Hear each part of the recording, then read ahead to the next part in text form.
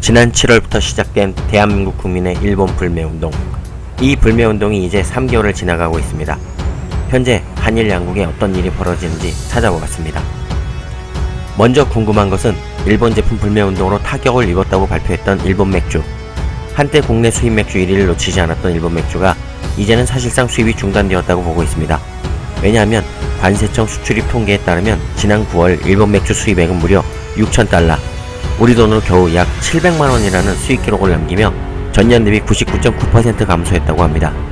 게다가 부동의 1위에서 국가별 수입순위 28위까지 떨어졌다고 하니 한국의 불매운동이 얼마나 강력한지 몸소 느끼고 있을 겁니다. 맥주뿐만이 아니라 일본차 브랜드 역시 철수설까지 나설 정도로 수입량이 급감한 것으로 나타났습니다. 지난달 닛산은 국내 판매량이 겨우 46대로 사태의 심각성이 크다는 것을 인지하고 구조 개편에 들어갔는데요.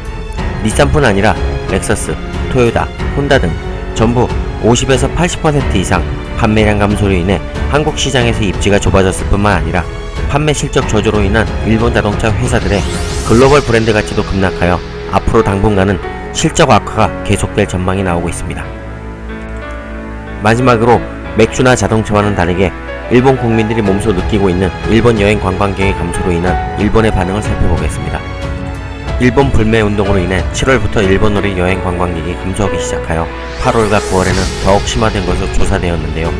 매달 30%씩 감소하여 대표적 관광지인 대마도는 약 76% 감소했고, 규슈, 간사이 등 주요 항구와 공항에는 지난해 대비 전부 55% 이상씩 모두 감소하여 일본에 입국한 한국인의 감소가 몸으로 느껴질 정도라고 했습니다.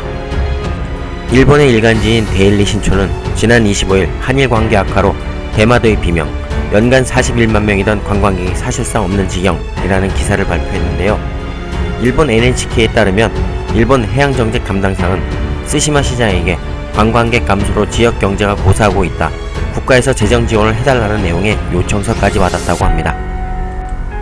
대마도의 한 시의원은 관광객이 줄어든 것은 전적으로 일본 정부의 책임, 9월 한국인 관광객은 90% 이상 감소했고 관광 관련 업체들이 줄줄이 파산하고 있다, 200대 이상 움직이던 관광버스는 단 한 대도 움직이지 않고 있으며 렌트카 업체마저도 차를 되팔고 있다, 시급하게 대책을 내놓지 않으면 대마도는 고사할 것이다, 정부는 어서 대책을 내놓아야 할 것이다 라며 강력하게 일본 정부를 비판하였습니다.